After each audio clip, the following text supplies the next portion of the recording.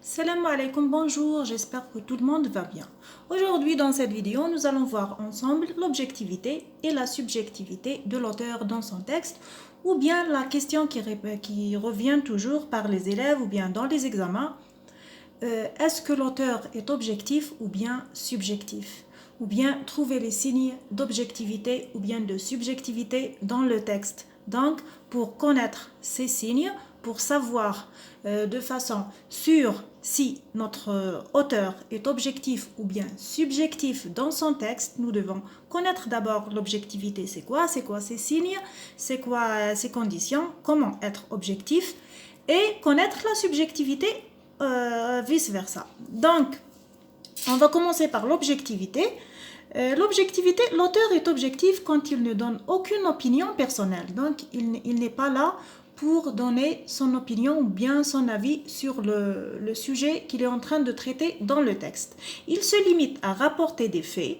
Il peut y avoir des opinions dans le texte, mais ce ne sont pas les siennes. Donc, dans un texte, par exemple, narratif ou bien dans un texte où l'auteur est obligé de rapporter les paroles de quelqu'un d'autre, ces paroles à rapporter peuvent contenir des avis.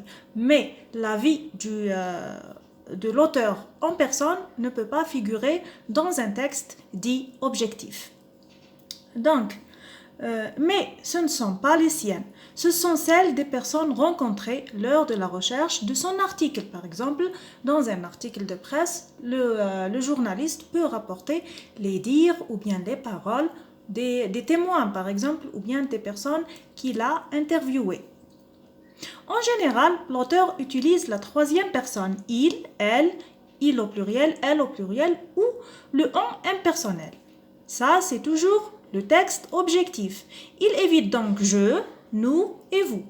Notre auteur ici, il est objectif. Il n'utilisera pas je, nous, vous dans son texte. On va trouver dans un texte objectif, on ne trouvera que la troisième personne singulier ou bien pluriel. Il, elle, singulier, il, elle, pluriel ou bien le pronom impersonnel on. Il ne donne que des faits, c'est-à-dire des informations.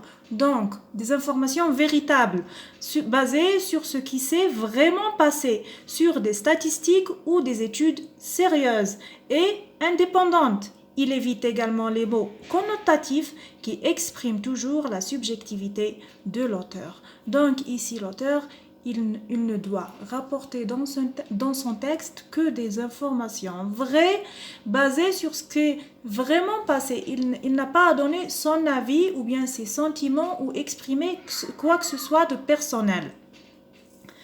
Dans un texte objectif, l'auteur utilise un vocabulaire dénotatif, c'est-à-dire neutre, sans aucun jugement personnel. Donc, dans un texte objectif, l'auteur n'exprime jamais son avis. Il doit être neutre, il doit faire preuve de neutralité. L'exemple parfait du texte objectif est la nouvelle du journal, ou bien le journal télévisé, radio, les nouvelles dans les journaux, etc. L'auteur se limite à décrire ce qui s'est passé, où, quand, comment et pourquoi. Donc, l'auteur se limite à répondre à ces questions-là. Qui, où, quand, comment et pourquoi. Et bien sûr quoi, c'est-à-dire le sujet de son article ou bien de sa brève. Donc là, c'est un texte extrêmement objectif. Bien, on peut résumer ça à quelques notes. Voilà, on va les voir, résumer. Comment un texte doit être objectif. Premièrement, l'absence de l'auteur. L'auteur n'est pas présent dans son texte ou bien n'est pas présent dans les faits qu'il rapporte. C'est juste, il nous raconte ce qui s'est passé, mais lui, il ne fait pas partie de l'histoire. Énoncé de faits réels et véritables, il n'est pas question ici d'imagination, donc il doit rapporter que ce qui est vrai. Style étant neutre, donc il ne doit pas utiliser des connotations, il doit être vraiment neutre. Un vocabulaire neutre, dénotatif, emploi de pronom personnel de la troisième personne. Donc ici, dans un texte objectif, on emploie que la troisième personne du pluriel ou bien du singulier. Absence d'interpellation du lecteur. Donc l'auteur, dans son texte objectif, il ne s'adresse pas au lecteur.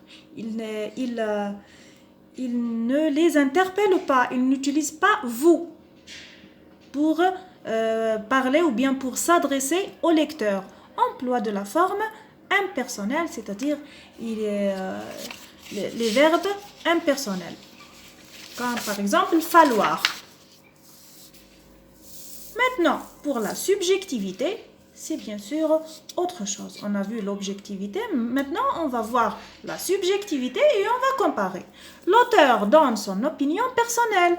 Pour ce faire, il utilise les pronoms je, nous et vous. Puisqu'il exprime son opinion personnelle, il va s'exprimer en utilisant le pronom je ou bien nous. Et il va s'adresser à ses lecteurs en utilisant vous. Il peut également utiliser le vocabulaire connotatif. Les textes argumentatifs ont recours à la subjectivité puisque l'auteur tente de convaincre les destinataires de la justesse de son opinion.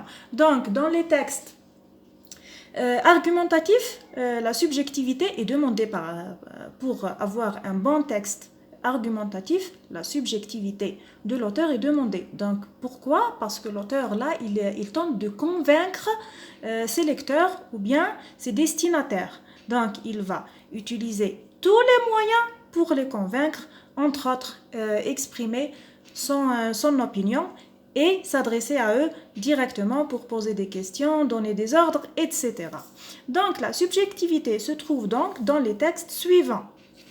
Éditoriaux, chroniques d'opinion, critiques de cinéma, de livres, de spectacles, etc. Donc, les critiques, ils sont là pour donner leur avis par rapport aux œuvres d'autres écrivains ou bien cinéastes ou joueurs de foot, etc.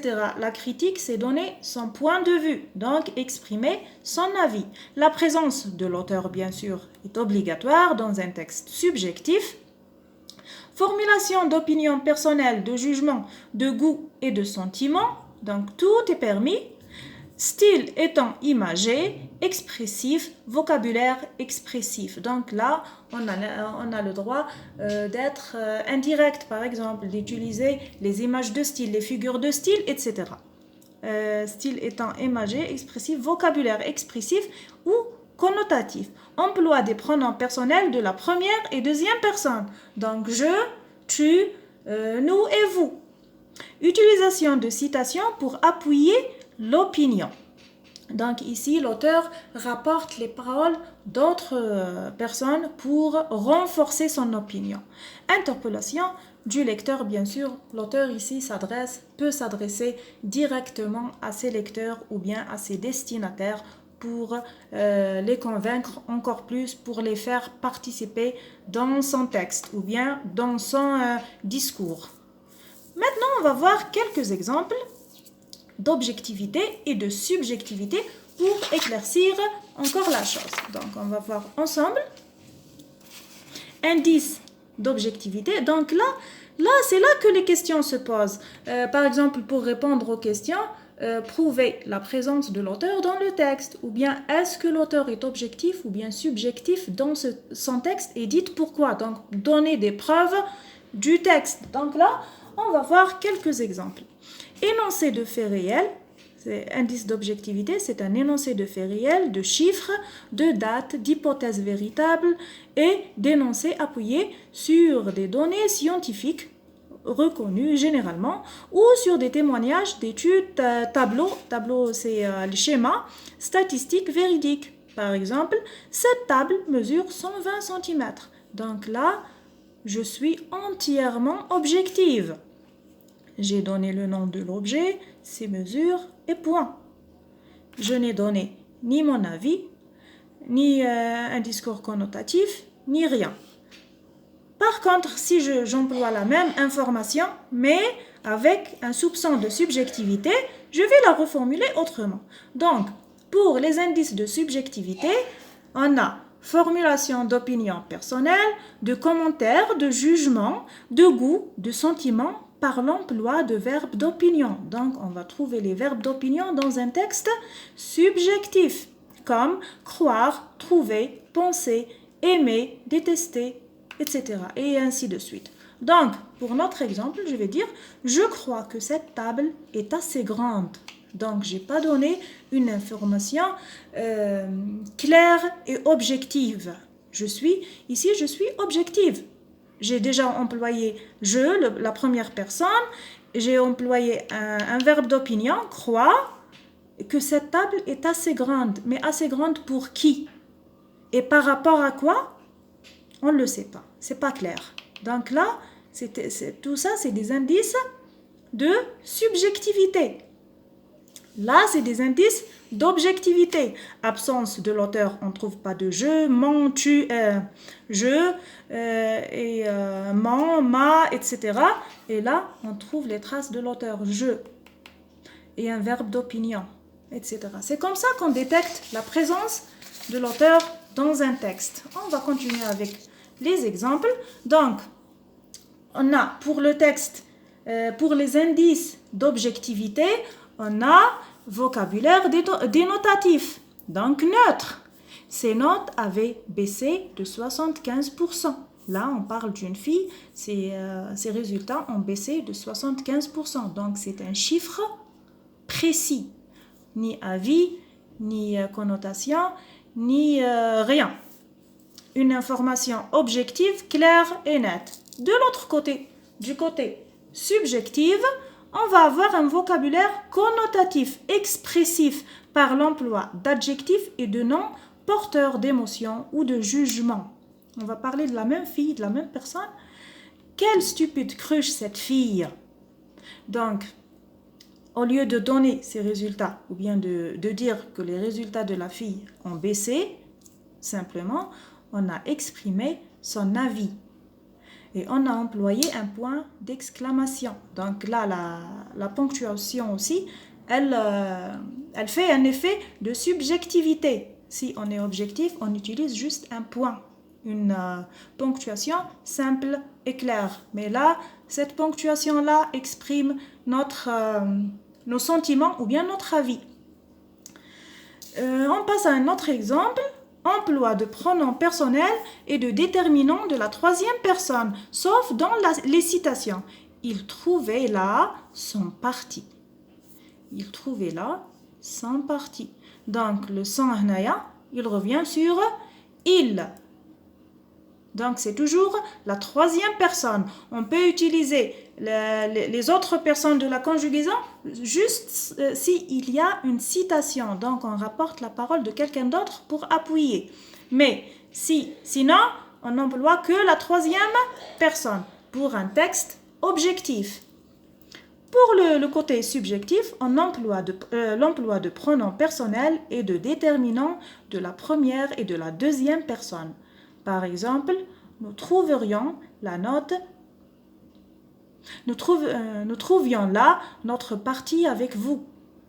Donc ici, nous avons la première personne du pluriel, le pronom qui va avec, et la deuxième personne du pluriel. Donc ici, l'auteur s'adresse à ses destinataires ou bien à ses lecteurs. Absence d'interpellation du lecteur. Il ne parlait pas. Cet exemple, il n'y a pas d'interpellation du lecteur ou bien du destinataire, celui de la personne qui lit ou bien la personne qui écoute le discours. Ici, c'est un discours objectif. De l'autre côté ou bien du côté opposé, on a interpellation du lecteur. L'auteur le questionne, l'apostrophe lui donne des ordres. Par exemple, croyez-vous à ceci? N'en croyez rien. Donc ici, il a posé une question et là, il a donné un ordre ou bien il a apostrophé. Donc ici, c'est la différence entre les deux. On a une question et une exclamation. Là, on a une ponctuation simple. Là, on n'a pas interpellé le lecteur. Là, au contraire, on l'a interpellé. C'est des signes d'objectivité vs subjectivité. Un autre indice, emploi de la forme impersonnelle.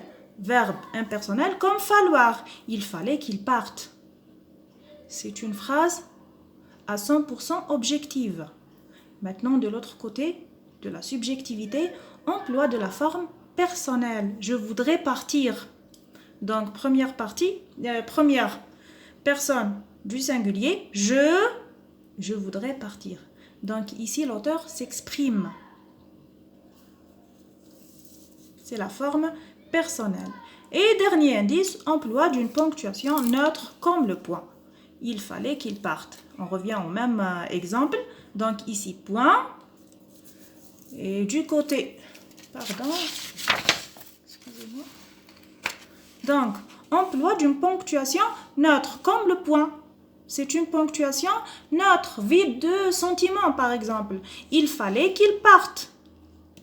L'auteur n'a pas exprimé ses sentiments ou bien son avis. Par contre, par ici, emploi d'une ponctuation expressive qui exprime, point d'exclamation, par exemple. Je voudrais partir de ce maudit endroit, point d'exclamation, qui exprime beaucoup de choses. Donc là, l'auteur est subjectif. Par contre, là, il est objectif. Il fallait qu'il parte. Aucun sentiment, aucun avis, aucune opinion. Là, c'est la première personne qui parle. On a un point d'exclamation, donc expression d'opinion et de sentiment. Bien, c'est tout pour aujourd'hui, pour la subjectivité et l'objectivité.